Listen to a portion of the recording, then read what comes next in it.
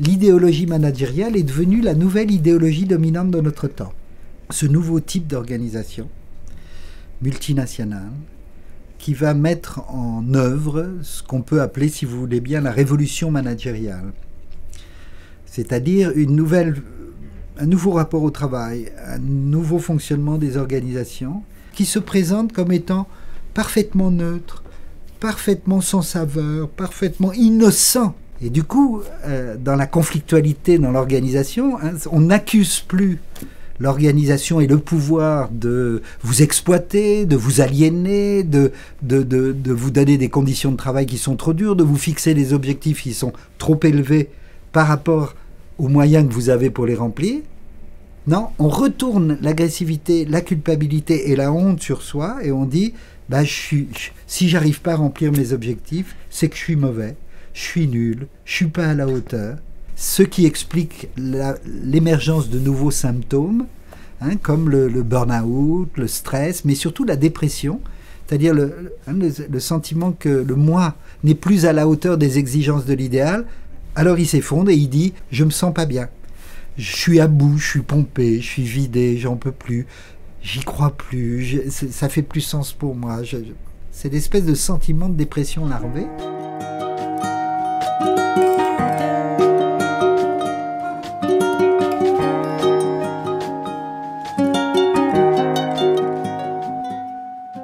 Il faut comprendre la transformation du capitalisme depuis une trentaine d'années et un phénomène tout à fait majeur qui est la déterritorialisation du capitalisme financier par rapport à la territorialisation du capitalisme de production. Avant, les patrons d'entreprise avaient pour responsabilité première d'essayer de trouver le bon équilibre entre ce que les travailleurs étaient capables de produire et les exigences qu'ils pouvaient avoir en termes de revendications, de salaire, de conditions de travail, et les exigences des propriétaires de l'entreprise, des actionnaires, qui réclamaient un taux de rentabilité du capital de temps ou temps. Depuis les années 80, c'est-à-dire depuis qu'il y a eu la dérégulation au niveau du capitalisme financier, on a vu les actionnaires réclamer 10, 12, 15, 20% de rentabilité annuelle, alors que la production n'augmenterait pas tant. Où s'est passée la variable d'ajustement? La variable d'ajustement, ça a été le travail. C'est-à-dire de faire des gains de productivité. Et toute cette révolution managériale, c'est pour améliorer la productivité en réduisant, avec cette exigence du toujours plus, et cette exigence de vouloir produire plus avec moins. Moins d'effectifs, moins d'investissement en termes d'amélioration de la production, etc. C'est-à-dire que le capitalisme peut être détruit plus aujourd'hui pour pouvoir produire que ce qu'il n'apporte de valeur supplémentaire. J'en veux 3 indices. La planète et les ressources naturelles. Ce modèle économique est en train de détruire la planète. Deuxième exemple, la crise financière. La crise financière a montré aujourd'hui que c'est plus le travail et la production qui permet de gagner de l'argent, c'est l'argent qui fait travailler l'argent. Et qu'on gagne plus d'argent en faisant travailler l'argent qu'en faisant travailler des travailleurs pour produire des biens et des services qui vont permettre de gagner de l'argent. Et donc la crise financière a montré combien le capitalisme financier est en train de détruire l'économie réelle, de détruire l'économie de production, de détruire l'économie territorialisée encore sur les usines, les bureaux, etc. Donc ça, c'est le deuxième indicateur. Et le troisième indicateur, c'est justement ce mal-être au travail. Il y a quelque chose de destructeur pour les gens, pour les travailleurs, dans ce modèle-là. Ils tombent malades, ils vont pas bien, ils sont déprimés.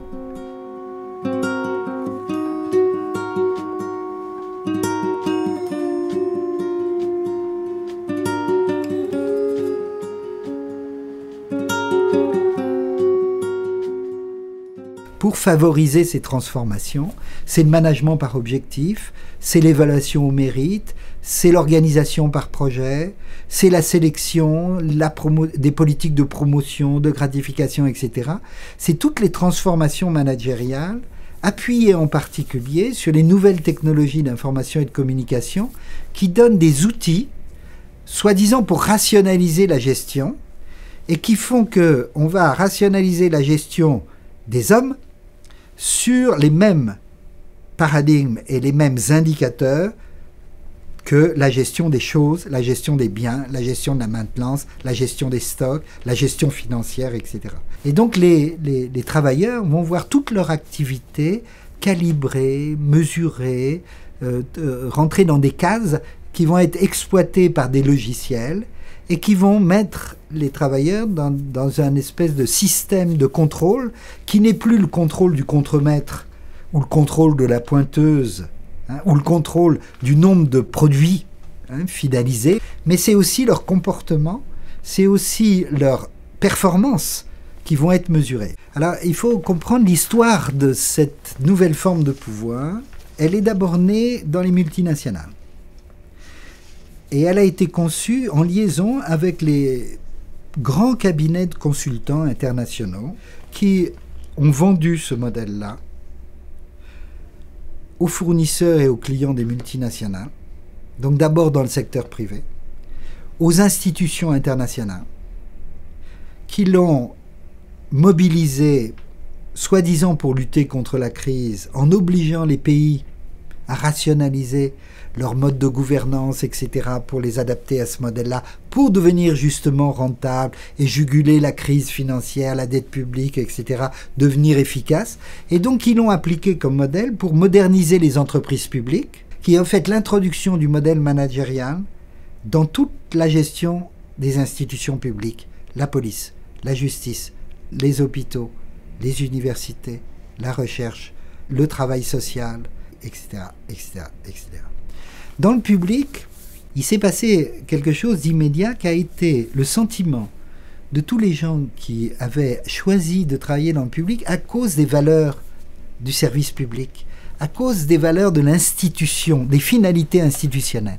Ils choisissaient l'enseignement parce que l'éducation, c'était important pour eux. Ils choisissaient l'hôpital et la médecine ou les aides-soignants parce que la santé, c'était important pour eux. Ça veut dire que les outils de gestion qu'on leur demande d'appliquer, ils ont le sentiment que ça va en contradiction avec les valeurs profondes pour lesquelles ils ont choisi ce métier. Et pire, on leur demande d'évaluer leur performance par des indicateurs qui n'ont pas de valeur pour eux.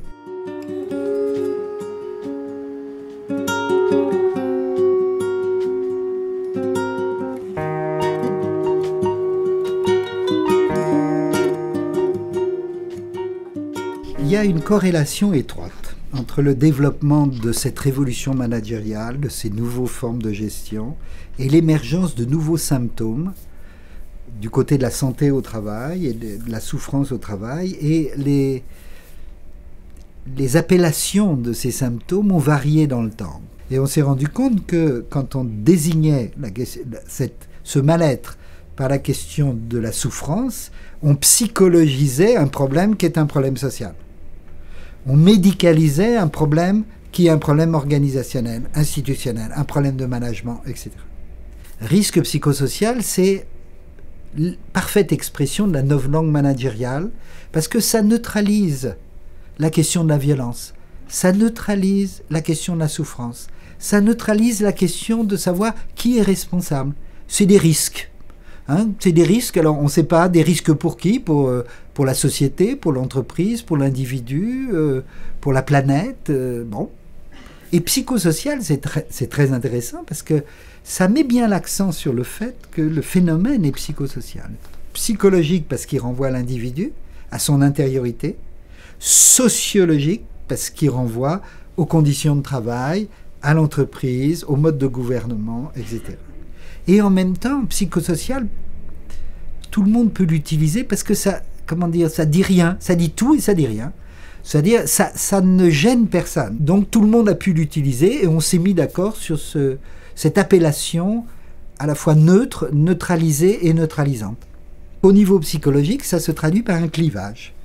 Il y a eu une partie de moi qui s'adapte aux exigences de l'entreprise, c'est l'adaptabilité, la flexibilité, la mobilité, etc. Et je me défonce pour remplir mes objectifs, etc. Et ça, c'est mon moi organisationnel, si vous voulez, pour aller vite. Et puis j'ai un autre moi, mon vrai moi. Mon vrai moi qui n'est pas celui-là. Mon vrai moi, c'est d'avoir du temps, de ne plus être dans la culture de l'urgence, mais d'avoir du temps pour faire ce que j'aime faire. C'est de de penser qu'au travail, mais de penser aussi à ma famille, à mes enfants, à mes amours, la vraie vie, quoi. Et petit à petit, ce vrai moi s'étiole à partir du moment où l'autre moi prend de l'ampleur, ou alors c'est l'inverse. Les gens désinvestissent et disent mais c'est pas ça la vraie vie, et disent il faut que je parte. Sauf que une des difficultés, c'est qu'il n'y a pas beaucoup ailleurs qu'ici.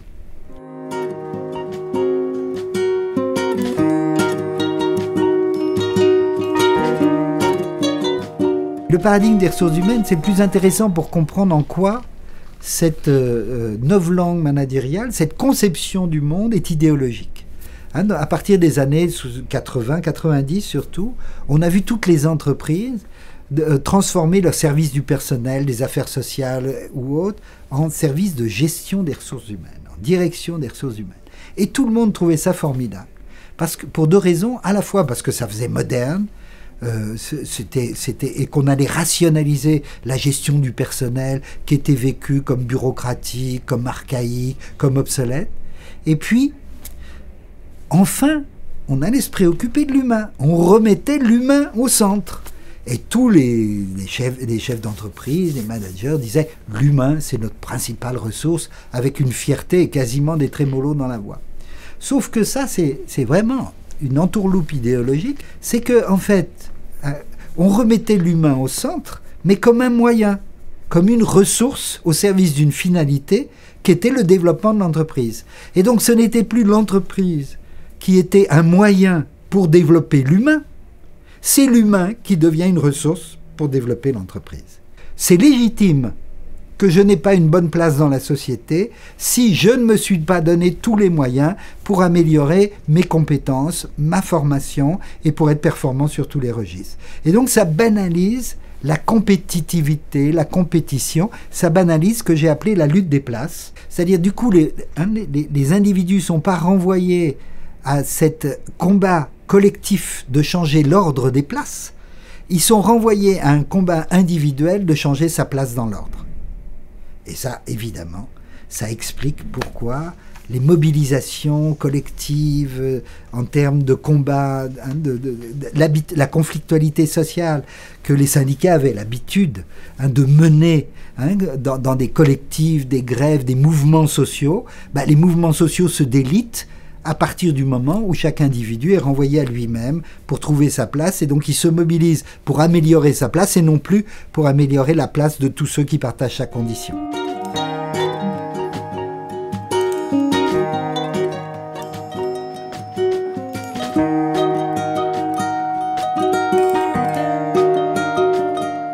S'il reste encore un lieu où on peut mettre en place une critique un peu sérieuse de ce modèle-là et arrêter de banaliser cette idéologie, ces mécanismes de gestion comme s'ils étaient totalement neutres, objectifs, transparents et qu'ils ne portaient pas en eux-mêmes une conception du monde et une certaine vision de l'homme en société.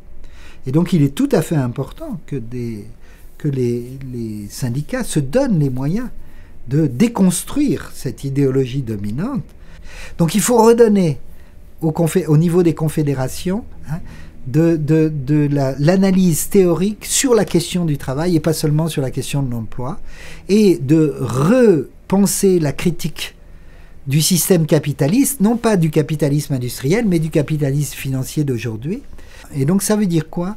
Ça veut dire développer des espaces de réflexivité et d'action à l'intérieur des organisations pour pouvoir mettre en commun l'analyse des conflits que l'on vit et passer au niveau de la mise en critique des formes d'organisation et des outils de gestion qui mettent en conflit, ou des pratiques de management qui mettent en conflit les travailleurs.